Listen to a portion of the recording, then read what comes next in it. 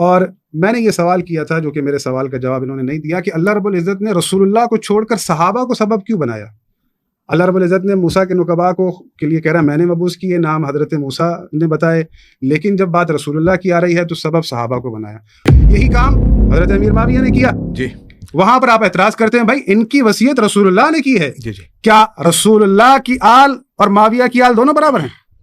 یہ جو شیعہ دعویٰ کرتے ہیں امامت کا کہ نبوت کے بعد سلسلہ امامت چلا ہے اور امام علی سے لے کر امام مہدی تک یہ امامت ثابت ہے بقول اہل تشیعوں کے، تو آپ مجھے بتائیں کہ جب رسول پر نبوت تمام ہو گئی تو کیا اسی طرح امامت بھی رسول اللہ پہ تمام ہو گئی تھی یا سلسلہ امامت قرآن سے ثابت ہے؟ دوسرا، انہوں نے یہ بات کی ہے کہ حدیث ثقلین سے مراد خلافت اور امامت ہے ہی نہیں، اس سے مراد جو ہے انہوں نے کہا ہے کہ اور انہوں نے کہا ہے کہ اطرت جو ہے نا، یہ جو لفظ اطرت ہے اس میں اور بھی اولادیں آتی ہیں۔ تو ہم مزید اس گفتگو کو آگے بڑھائیں گے۔ میں اپنے پہلے مہمان کی طرف متوجہ ہوتا ہوں، ان کا تعارف کراتا ہوں۔ قبلہ مولانا علی معاویہ اعظم صاحب، السلام علیکم۔ وعلیکم السلام ورحمۃ اللہ۔ قبلہ خیریت سے ہیں؟ الحمدللہ۔ اچھا، ان کے برابر میں دوسری شخصیت ہیں قبلہ علامہ حافظ سجاد علی زہرائی صاحب، مکتبہ جعفریہ سے ان کا تعلق ہے۔ السلام علیکم۔ وعلیکم السلام ورحمۃ اللہ۔ قبلہ خیریت سے ہیں؟ الحمدللہ۔ تو آپ دونوں حضرات کی مشاورت سے یہ پارٹ 2 ہم نے منعقد کیا ہے، تو پارٹ 1 کے اندر کی ڈیٹیل میں مختصر بتا چکا ہوں۔ تو علی معاویہ صاحب، کیونکہ ہم نے وہی ڈیوریشن 5 منٹ کا رکھا ہے تاکہ دونوں حضرات کو بات کرنے کا موقع ملے، تو علی معاویہ صاحب میرا پہلا آپ سے ایک سوال ہے کہ دیکھیں، بات یہ ہے کہ زہرائی صاحب نے لاسٹ ٹائم یہ کہا تھا کہ ثقلین جو ہے نا، اس سے مراد صرف یہ نہیں تھا کہ آپ نے یہ کہہ دیا کہ حسن سلوک کرنا یا صحابہ نے حسن سلوک کرنا تھا اور اس کے بعد جو ہے کوئی خلافت نہیں، کوئی امامت نہیں اور اس امت کو رسول ایسے ہی چھوڑ کے چلے گئے تھے۔ کہہ رہے ہیں یہ بہت بڑا ظلم ہے امت پر۔ آپ کوئی ایسی دلیل دیں، کوئی ایسی قرآن مجید کی آیت یا کوئی ایسی تواتر حدیث دیں جس سے ثابت ہو کہ اللہ کے رسول ثقلین کے موقع پر یا اس کے بعد بھی جو قرطاس کا جو واقعہ ہے اس میں بھی اللہ کے رسول جو لکھوانا چاہتے تھے یا بتانا چاہتے تھے، ٹھیک ہے، کہ کوئی جانشین نہیں ہے، اس جانشینیت کے متعلق ذرا فہم دیجیے۔ بسم اللہ الرحمن الرحیم۔ جنید بھائی، پچھلی بار اس پہ میں نے اپنا موقف واضح کیا تھا کہ حدیث ثقلین جو ہے اس میں کتاب اللہ اور اہل بیت کی اتباع کا ذکر ہے، ٹھیک ہے، اور کچھ روایت میں یہ بھی ہے کہ ان کا جو ہے وہ خیال رکھنا۔ تو بات واضح ہے کہ یہاں اتباع کا ذکر ہے، اطاعت کا ذکر ہے، اور ان کے احترام اور عزت کا ذکر ہے۔ اس دونوں کے ہم مخالف نہیں ہیں، اتباع بھی الحمدللہ ہم کرتے ہیں اور ان کا احترام بھی کرتے ہیں، اور اہل بیت کا احترام ہمارے ایمان میں شامل ہے، ٹھیک ہے۔ اور میں نے اہل بیت کی وضاحت بھی کی تھی کہ اہل بیت سے صرف یہ چند شخصیات 5 یا 12 مراد نہیں ہیں، اہل بیت سے ازواج مطہرات بھی داخل ہیں ان میں، اور سیدنا علی کی، حسن حسین کی اولاد، دونوں کی اولاد داخل ہیں۔ ایسا نہیں کہ سیدنا حسن کی صرف ایک ہی حسن داخل ہیں باقی سارے داخل نہیں ہیں، نہیں، حسن کی پوری اولاد رضی اللہ عنہ، سیدنا حسین کی پوری اولاد، یہ سارے داخل ہیں، ٹھیک ہے۔ ہم اس کو خاص نہیں کرتے چند شخصیات میں، ایک بات۔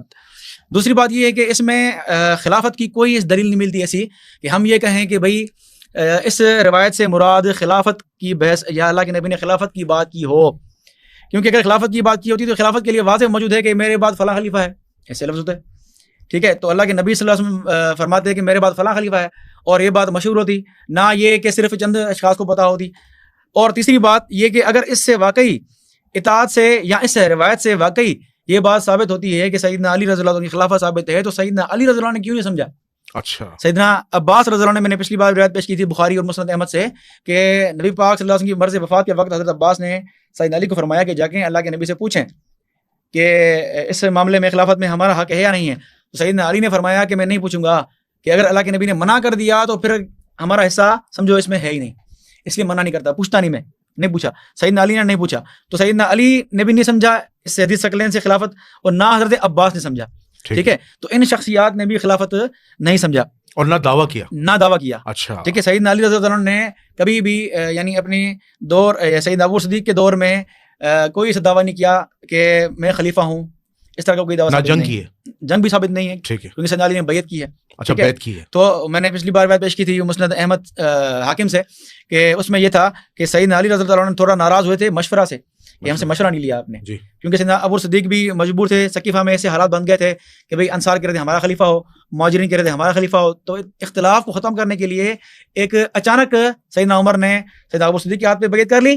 تو سیدنا ابو صدیق ایسی شخصیت تھے کہ سب نے بیعت کر لی، ٹھیک ہے, یہاں تک کہ حضرت سعد کا نام لیتے ہیں کہ انہوں نے بیعت نہیں کی, انہوں نے بیعت بھی کر لی, اور یہ بھی الحمدللہ میں ثابت کروں گا اگر بات چلی تو سیدنا ابو بکر صدیق کی الحمدللہ نہ سیدنا علی نے انکار کیا, نہ حضرت زبیر نے, نہ کسی اور ہاشمی نے, نہ کسی اور صحابی نے. تو ابو صدیق رضی اللہ عنہ کی بیعت بالاتفاق صحابہ کے اتفاق سے ان کی خلافت ہوئی ہے. اگر سیدنا علی خلیفہ ہوتے ضرور کہتے بھائی میرا حق بھی ہے, میں خلیفہ ہوں, مجھے اللہ کے نبی نے فلاں جگہ فرمایا, فلاں جگہ فرمایا, فلاں جگہ فرمایا, لیکن کوئی سی بات ثابت نہیں. سیدنا اچھا, ایک آخری بات بتا دیں تاکہ پھر زرعی صاحب سے ان کا موقف لے لیں کہ یہ جو شیعہ دعویٰ کرتے ہیں امامت کا کہ نبوت کے بعد سلسلہ امامت چلا ہے اور امام علی سے لے کر امام مہدی تک یہ امامت ثابت ہے بقول اہل تشیعوں کے, تو آپ مجھے بتائیں کہ جب رسول پر نبوت تمام ہو گئی تو کیا اسی طرح امامت بھی رسول اللہ پہ تمام ہو گئی تھی یا سلسلہ امامت قرآن سے ثابت ہے؟ دیکھیے, امامت جو اہل سنت کے نزدیک ہے وہ ایک پیشوائی ہے, یعنی پیشوا, امام یعنی پیشوا. اس میں کوئی خاص صفات نہیں ہے کہ بھائی معصوم بھی ہو, اس کی اطاعت فرض بھی ہو, نہیں.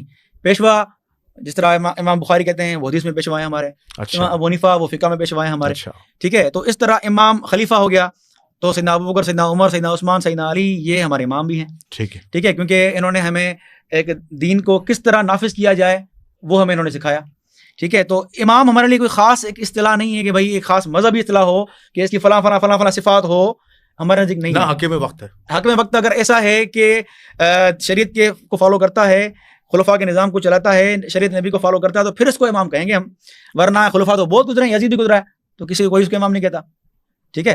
تو خلیفہ ایسا ہو کہ اس کی سیرت نبوی کے مطابق ہو, خلفاء راشدین کے مطابق ہو, تو پھر وہ امام کہلانے کے لائق ہے, کوئی شک نہیں ہے. اچھا ٹھیک ہے. اچھا, اب موقف علی معاویہ صاحب کا آ گیا. اب میں زرعی صاحب آپ کی طرف جا رہا ہوں. زرعی صاحب انہوں نے 4 سے 5 نقطے رکھے ہیں اور انہوں نے رکھا ہے کہ دیکھیں امامت جو اصطلاح ہے وہ روحانی پیشوا ہے. ایک تو یہ بات انہوں نے کی, اس کا جواب آپ نے دینا ہے.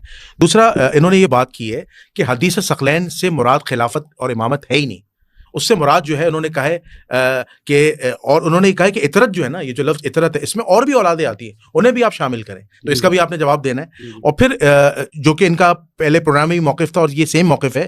تیسری انہوں نے بات کی کہ حضرت عباس اور مولا علی خود کا یہ فہم تھا کہ رسول اللہ نے ان کو خلافت نہیں دی, اور نہ انہوں نے خلافت کے لیے کوئی جنگ کی, تلوار اٹھائی حضرت ابو بکر کے دور میں, بلکہ انہوں نے یہ بھی کہا کہ بیعت کی حضرت ابو بکر کی.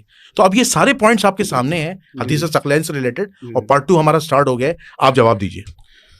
بسم اللہ الرحمن الرحیم, الحمدللہ رب العالمین والصلاۃ والسلام علی سید المرسلین وآلہ الطیبین الطاہرین المعصومین المظلومین. جنید بھائی, پچھلا جو پروگرام ہوا تھا اس میں آپ نے اچانک سے خدا حافظ کر دیا, اور ایک چیز لاسٹ میں ہماری بات چل رہی تھی حضرت طالوت کے حوالے سے. اچھا ٹھیک ہے. حضرت طالوت کو جن لوگوں پر مسلط کیا گیا, میرا کہنے کا مقصد یہ تھا, جن لوگوں پر حاکم بنایا گیا, حضرت طالوت ان سے زیادہ افضل سے, ان سے زیادہ علم رکھتے تھے, ان سے زیادہ شجاع تھے. اللہ رب العزت نے اس لیے ان کو یہ عہدہ دیا تھا ایک نبی کے ذریعے سے. تو میرے کہنے کا مقصد یہ نہیں تھا کہ وہ نبی سے افضل ہیں, کیونکہ بنا نبی رہے ہیں. رسول اللہ صلی اللہ علیہ وآلہ وسلم نے امیر المومنین کو بنایا ہے, تو امیر المومنین سے رسول اللہ افضل ہیں. اب جن کے اوپر امیر المومنین حاکم بنائے جا رہے ہیں, امیر المومنین ان سے افضل ہیں, یہ بات ہے. اور وہ جو ہمارے عقائد ہیں وہ ڈفرینٹ چیزیں, وہ ایک جدا بحث ہے. یہ پہلے تو میں چاہتا تھا اس چیز کو جو لاسٹ میں رہ گئی تھی وہ میں نے کلیئر کر دیا. آپ چلتے ہیں آپ کے سوال کی جانب. دیکھیں, آپ نے ان سے بھی سوال کیا خلافت کے حوالے سے, انہوں نے اپنا پورا واضح پیغام دیا کہ ہمارے پاس خلافت کا کیا معاملہ ہے. اور اہل سنت جو ہے ان کا متفق علیہ عقیدہ ہے کہ رسول اللہ صلی اللہ علیہ وآلہ وسلم نے کسی کو خلیفہ نہیں بنایا. خود حضرت عمر کا قول موجود ہے بخاری کے اندر کہ رسول اللہ نے کسی کو خلیفہ نہیں بنایا تھا. جب خلافت کی دلیل کی بات آپ نے کی, خلافت کی دلیل پوچھی, تو حضرت نے کہا کہ رسول اللہ صلی اللہ علیہ وآلہ وسلم نے, ایک خاتون آئی تھی کہ یا رسول اللہ صدقہ اگر آپ کو نہ پاؤں تو کس سے دوں, کہا حضرت ابو بکر کو, پھر حضرت عمر, حضرت عثمان. اس سے انہوں نے خلافت کو ثابت کیا. یہ اشارہ ملتا ہے دوسرا مصلح کی وہ روایت بیان کرتے ہیں اکثر کہ رسول اللہ نے حضرت ابو بکر کو کے لیے کہا کہ مروا ابا بکر نہیں یصلی بالناس. تو سوال یہ ہے کہ جب رسول اللہ صلی اللہ علیہ وآلہ وسلم نے کسی کی وصیت نہیں کی, آپ اس کو مانتے بھی ہیں, تو پھر یہ اشارہ اچانک کہاں سے آ گیا اس سے خلافت ثابت ہو؟ اگر اس سے خلافت ثابت کرنی ہے تو پھر سقیفہ میں جانے کی ضرورت ہی نہیں تھی کہ بھئی اشارہ رسول اللہ کی طرف سے آ گیا, اور اس کی تشریح آپ نے خلافت مراد لی, اشارے کو خلافت سمجھ گئے. لیکن جہاں اللہ رب العزت نے واضح فرما دیا ہے کہ جال خلافت میرے پاس ہے, تو پھر اشاروں کا آپ کیا کریں گے؟ آپ نے ہی سوال کیا, خود حضرت نے تشریح کرتے ہوئے بیان فرمایا کہ جب میں نے کہا کہ رسول اللہ صلی اللہ علیہ وآلہ وسلم نے فرمایا ہے کہ میں تمہارے درمیان قرآن اور اہل بیت چھوڑ جا رہا ہوں, تو حضرت نے تشریح کی کہ رسول اللہ کے فرمانے کا مقصد یہ تھا کہ تم ان سے فقہی احکام لو. یعنی رسول اللہ کا یہ فرمانا کہ میں تمہارے درمیان قرآن اور اہل بیت چھوڑے جا رہا ہوں, ان سے فقہی احکام لو. باقی رہی حکومت و خلافت, تو وہ یزید بھی بن جائے, اٹس اوکے, کوئی ایشو نہیں ہے. آپ نے ان سے فقط فقہی احکام لینا ہے. تو چلو ٹھیک ہے، اگر آپ یہ بھی کہتے ہیں کہ ان سے فقہی احکام آپ نے لینے ہیں اور رسول اللہ آپ سے یہ کہہ کر گئے ہیں، تو آپ کے فقہ کے امام تو امام حسین نہیں ہیں، پھر آپ کے فقہ کے امام تو کوئی اور ہیں، اور جو اہل بیت علیہ السلام کی فقہ ہے اس کو تو آپ مانتے بھی نہیں ہیں. تو بھائی یہ جو باتیں ہیں خلافت کے دلائل جو حضرت نے دیے تھے، کسی طرح سے بھی قابل قبول نہیں ہے کسی عاقل آدمی کے لیے کہ اشارے سے آپ خلافت کو ثابت کریں. واضح سیدھی سی صاف سی بات موجود ہے. میں نے اس سے پہلے بھی آپ کو یہ بیان کیا کہ جہاں اللہ رب العزت فرما رہا ہے بنی اسرائیل کے لیے کہ ہم نے مبعوث کیے ان کے اندر نقبا، اللہ کی روش ہے سنت اللہ التی قد خلت من قبل فلن تجد لسنت اللہ تبدیلا. اللہ مومنوں سے وعدہ کر رہا ہے، وعد اللہ الذین آمنوا منکم وعملوا الصالحات، میرا تم مومنوں سے وعدہ ہے جو ایمان لائے ہیں، عمل صالح کیا ہے تم میں سے، میں تمہیں خلیفہ بناؤں کما استخلف الذین من قبلہم، جیسے پہلے بنائے تھے. تو جنید بھائی، اللہ رب العزت نے کما کہہ کر قید لگا دی کہ جیسے پہلے بنائے تھے. تو آپ اللہ رب العزت کی روش کو دیکھ لیں کہ اللہ رب العزت نے جب بھی زمین پر اپنا خلیفہ بنایا کیسے بنایا ہے، خود بنایا ہے. حضرت نے فرمایا کہ رسول اللہ صلی اللہ علیہ وآلہ وسلم کے بعد اصحاب کو اللہ رب العزت نے سبب بنایا کہ انہوں نے خلیفہ کو چنا. اور میں نے یہ سوال کیا تھا جو کہ میرے سوال کا جواب انہوں نے نہیں دیا کہ اللہ رب العزت نے رسول اللہ کو چھوڑ کر صحابہ کو سبب کیوں بنایا. اللہ رب العزت نے موسیٰ کے نقبا کو کے لیے کہہ رہا ہے میں نے مبعوث کیے، نام حضرت موسیٰ نے بتائے، لیکن جب بات رسول اللہ کی آ رہی ہے تو سبب صحابہ کو بنایا.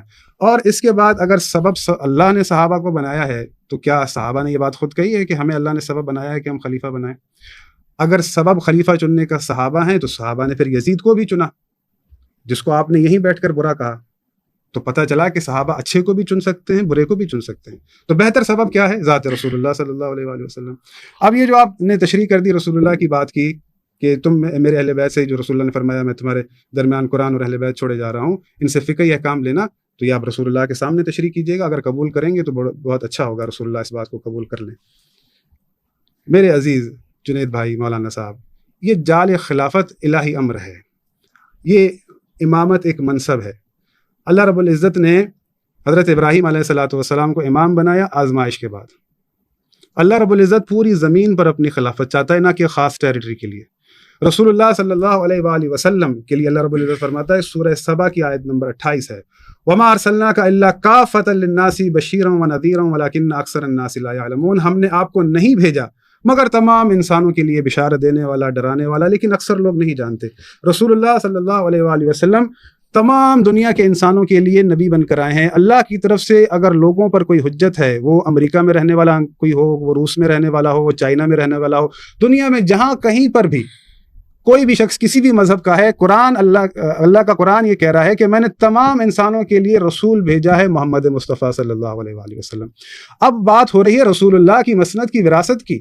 اب رسول اللہ کی مسند کا جو خلیفہ بنے گا وہ تمام انسانیت کا امام ہوگا، تمام انسانیت کا خلیفۃ اللہ فی الارض ہوگا، روئے زمین پر ہوگا، اور اس کے بنانے کا ذمہ اللہ نے لیا ہے. اور اللہ رب العزت نے سبب بنایا ہے رسول اللہ صلی اللہ علیہ وآلہ وسلم کو خود. اور رسول اللہ نے بخاری میں بھی موجود ہے، مسلم میں بھی موجود ہے، یہ فرمایا کہ میرے بعد میرے 12 جانشین ہیں. رسول اللہ نے اپنے ساتھ نسبت دی ان کو. اور اس کے بعد رسول اللہ صلی اللہ علیہ وآلہ وسلم سے ہمیں احادیث ملتی ہیں کہ رسول اللہ صلی اللہ علیہ وآلہ وسلم نے فرمایا، المستدرک علی الصحیحین، جی، کہ رسول اللہ صلی اللہ علیہ وآلہ وسلم نے فرمایا، حضرت ابن عباس سے روایت ہے کہ انت ولی کل مومن من بعدی و مومنہ، تو ہر مومن مرد اور عورت کا ولی ہے میرے بعد. رسول اللہ صلی اللہ علیہ وسلم نے اپنے بعد کا کہا، یعنی دنیا سے جانے کا بھائی خاص وقت کے لیے نہیں کہا، جیسا کہ تیجانی صاحب نے کہا کہ وہ خاص وقت کے لیے تھا. یہ تو رسول اللہ پر ایک بہتان ہے، انہوں نے اپنے بعد کا کہا ہے. اسی طرح رسول اللہ صلی اللہ علیہ وآلہ وسلم نے امیر المومنین کا نام لے کر ان کی وصیت کی ہے کہ علی تو میرے بعد میرا خلیفہ ہے، انت خلیفتی. بہت ساری اہل سنت کتب کے اندر یہ حدیث موجود ہے، قبلہ دیکھ رہے ہیں. اور رسول اللہ صلی اللہ علیہ وآلہ وسلم نے فرمایا کہ میں تمہارے درمیان خلیفتین چھوڑے جا رہا ہوں، قرآن اور اہل بیت. اب جہاں وہ شخصیتیں کہ جو قرآن، جن کے پاس قرآن کی وراثت ہے، دیکھیں اللہ رب العزت نے گزشتہ کتابوں کے وارثین قرار دیے ہیں، ثم اورثنا الکتاب الذی نصطفینا من عبادنا، کہ ہم نے وارثین قرار دیے. تو جہاں اللہ رب العزت کے ارادے میں یہ تھا کہ گزشتہ قوموں کے لیے کتاب کے وارثین قرار دیے، تو وہ کتاب، وہ قرآن جسے قیامت تک چلنا ہے، سمت کے لیے جو راہ ہدایت ہے، اللہ رب العزت نے اس کے لیے کوئی وصی قرار نہیں دیا. اب یہ ممکن نہیں ہے کہ اللہ رب العزت نے طہارت کا حکم تو ایک گھر کے لیے دیا ہو لیکن حکومت و خلافت کسی اور گھر کے لیے ہو. یہ ممکن نہیں ہے کہ اللہ رب العزت نے علم تو ایک گھر میں رکھا ہو لیکن حکومت خلافت کہیں اور ہو. یہ بات ممکن نہیں ہے کہ اللہ رب العزت جہاں رسول اللہ کے طاہر اہل بیت ہیں ان کو چھوڑ کر خلافت اور حکومت کہیں اور رکھی ہو. بھائی حضرت نے پچھلی دفعہ بھی یہ کہا کہ کون سے اہل بیت، اتنا کوئی پریشانی کی بات تو ہے نہیں.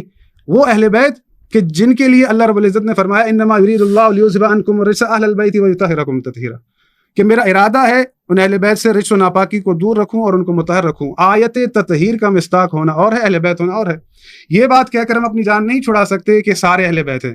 رسول اللہ نے جن کے وہ چادر میں لے کر کہا ہا اولئک اہل بیتی، ہم ان کی بات کر رہے ہیں کہ یہ اہل بیت ہیں کہ جن کے لیے رسول اللہ نے ان کی اطاعت و فرما برداری کا کہا ہے، جانشین رسول خدا ان میں سے آگے۔ رسول اللہ صلی اللہ علیہ وآلہ وسلم نے یہ فرمایا تھا کہ میرے بعد 12 خلفاء ہوں گے، یقیناً ان کی اطرت میں سے۔ اب اگر آپ کہتے ہیں کہ بھائی ہم رسول اللہ کی ساری اطرت کو اہل بیت مانتے ہیں، بالکل ہیں اہل بیت، رسول اللہ کی ازواج اہل بیت ہیں۔ بات ہو رہی ہے آیت تطہیر کے مصداق ہونے کی۔ آیت تطہیر کا مصداق کون ہے؟ وہ کون سے افراد ہیں کہ جن کے لیے اللہ کے ارادے میں ہے کہ اللہ نے رجس و ناپاکی ان سے دور کر رکھی ہے۔ حضرت ابراہیم، حضرت نوح، بارہا یہ آیت پڑھتا ہوں اکثر بھائی، اللہ رب العزت فرماتا ہے، سورہ حدید کی آیت ہے وَلَقَدْ أَرْسَلْنَا نُوحًا وَإِبْرَاهِيمَ وَجَعَلْنَا فِي ذُرِّيَّتِهِمُ النُّبُوَّةَ وَالْكِتَابَ فَمِنْهُمْ مُهْتَدٍ وَكَثِيرٌ مِّنْهُمْ فَاسِقُونَ۔ ہم نے نوح کی ذریت میں، ابراہیم کی ذریت میں کتاب کو بھی رکھا، نبوت کو بھی رکھا، جو ہدایت پر ہیں، وَكَثِيرٌ مِّنْهُمْ فَاسِقُونَ، اور ان کی اولاد میں فاسقین بھی ہیں۔